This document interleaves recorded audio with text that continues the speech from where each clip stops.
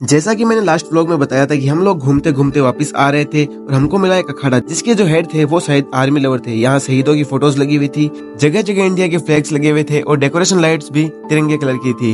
बाकी बहुत बड़ा आश्रम था ये भी। ये महाराजी इस अखाड़े के हेड या फिर पीठाधीश्वर है जिनके दर्शन हमको भी सौभाग्य से मिल गए। जैसा कि मैंने लास्ट व्लॉग में भी बताया था कि यहाँ पर डस्ट बहुत ज्यादा है जो आप सामने क्लियरली देख पा रहे होंगे।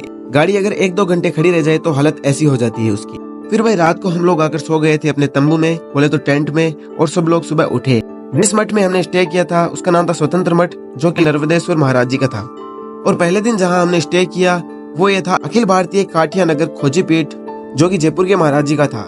फिर हमने चाय पी और बाहर बने टॉयलेट्स की और हम फ्रेश होने के लिए चले गए। सीरियसली गाइस, यहाँ के टॉयलेट्स बहुत ही ज्यादा क्लीन थे। जो मैंने एक्सपेक्ट किया था पूरा उससे उल्टा हुआ था। सफाई बहुत ही अच्छी थी और पानी भी 24 आवर्स चल रहा था। फिर हम लोग वापस स्नान करने के लिए निकल चुके थे।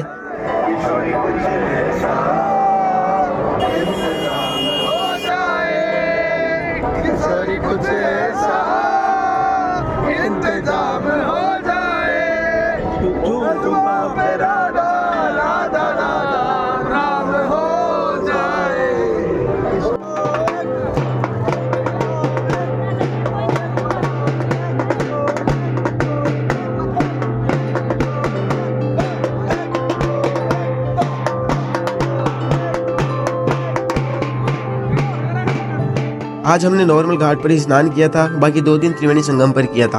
वापस आते टाइम हमको कुछ चटपटा गोलगप्पे वगैरह मिला, उनको खा लिया।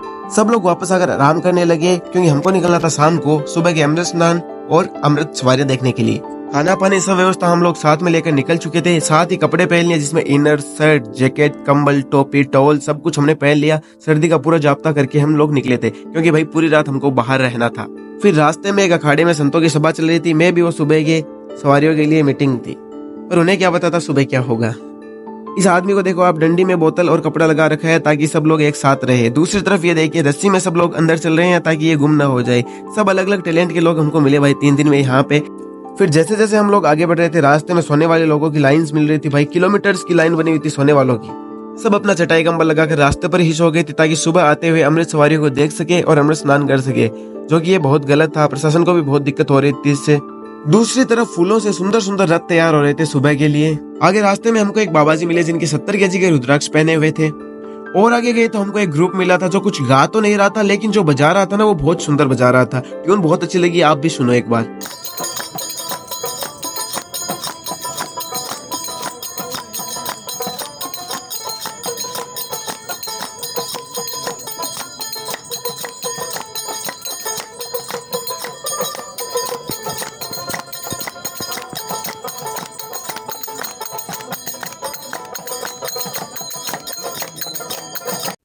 फिर आगे देखा तो हमने ये रथों की लाइन तैयार हो रही थी भाई सुबह के लिए।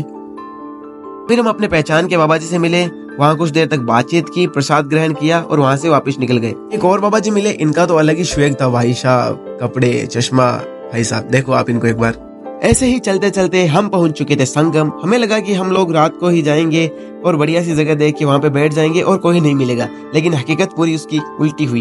लाखों या फिर मैं भी करोड़ों लोग हमसे पहले आके वहाँ पे बैठ गए थे, तैयार थे। दूर दूर तक लोग ही लोग दिख रहे थे भाई।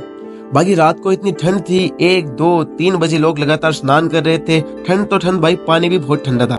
फिर क्या, हमने भी हिम्मत कर ली और 3:15 बजे हमने भी संगम में डुबकी मार ली। नहाने के बाद हम लोग निकल चुके थे। बाकी कुछ साथी हमारे पीछे रहे थे, हम निकल गए थे। आगे जाकर हमने सुनी एक बैड न्यूज कि भाई सभी अखाड़ों की अमृत सवारियां कैंसिल हो चुकी है क्योंकि संगम पर मच चुकी थी भगदड़। बाय द वे हम भी वहीं थे जब भगदड़ हुई थी। वो लगभग 20 से 11 पोल के बीच में हुई थी और हम थे 67-68 पोल के पास। फिर भी हमको तो बिल्कुल भी पता नहीं चला था भाई। बाकी पुरानी सरकार के समय तो लाशें भी 4-4 घंटे पड़ी रही थी, लेकिन अभी हाथों हाथ उनको हॉस्पिटल ले जाया गया और इतना जल्दी हुआ कि किसी को पता भी नहीं चला। इवन हमको भी पता तो बाहर जाने के बाद चला था कि भाई जब रथ खाली हो रहे थे सारे। बाकी देखो गलती लोगों की थी, प्रशासन के बार बार मना करने के बाद भी वहाँ पे लोग सो रहे थे और भगदड़ का मेन कारण यही रहा था। फिर ये न्यूज सुन के थोड़ा उदास तो हुए थे भाई। जिस चीज को देखने के लिए पूरी रात जागते रहे वो कैंसिल हो चुकी है, बट कोई बात नहीं। हमसे ज्यादा जरूरी तो साधु संतों के लिए था भाई। उनकी तो पूरी तैयारियां थी, रथ वथ पूरे तैयार थे। फिर भी आप उनका बड़प्पन देखो ना कि अपने भक्तों की मृत्यु हो गई तो उन्होंने शोक मनाया है, शाही रूप से स्नान करने नहीं गए। फिर चलते वक्त रास्ते में हमको एक पिकअप मिल गई, पता नहीं किसकी थी। मैं भी यहाँ प्रशासन की होगी कोई अंदर, जो जा रही थी आगे। हम उसके पीछे चढ़ के चले गए। लगभग 1.5-2 किलोमीटर का रास्ता हमने इससे क्रॉस कर लिया था और भीड़ में सफर करना नहीं पड़ा। फिर हम लोग सुबह के 6 बजे जाकर सो गए थे। अब रात को 7 बजे की हमारी बस थी। 11-12 बजे हम मठ से आउट हो गए। भीड़ इतनी थी कि भाई वीडियो नहीं बना पाया क्योंकि हाथ में सामान था। फिर इस पुल पे थोड़ा सा स्पेस मिला तो मैंने वीडियो बनाया और देखिए यहाँ पे भी कितनी ज्यादा भीड़ है। फिर रास्ते में कलाग्राम आया, देखने की तो इच्छा थी पर समय नहीं था तो देख नहीं पाए। फिर एक पुलिस की गाड़ी की सहायता लेते हुए भाई हम भीड़ से बच गए। इसके पीछे पीछे भागते चले और हमको रास्ता मिलता चला। ऐसे ही चलते चलते शाम को 5 बजे हम लोग सिटी में एंटर कर चुके थे। फिर हमने सिटी बस पकड़ के अपने बस स्टैंड के लिए रवाना हो गए। सिटी बस बिल्कुल फ्री थी। हमारी बस भाई ट्रैफिक में लेट हो गई थी। 1-2 घंटे में आ रहे हैं, 1-2 घंटे में आ रहे हैं बोलते बोलते बस वालों ने सुबह कर दी। फिर पूरी रात हमने स्टेशन पर ही निकाली। इससे अच्छा पहले पता होता तो हम रूम ले लेते। बस वालों ने रात को नेहरू स्टेशन पर बुलाया और सुबह फोन करके बोला कि वहां तो नहीं आ पाएंगे, आप बेला के 4 पार्किंग आ जाओ, जो कि 15 से 20 किलोमीटर थी वहां से। फिर हम टैक्सी पकड़ के वापस वहां गए। फाइनली 20 आवर्स लेट हमारी बस जयपुर के लिए चल चुकी थी।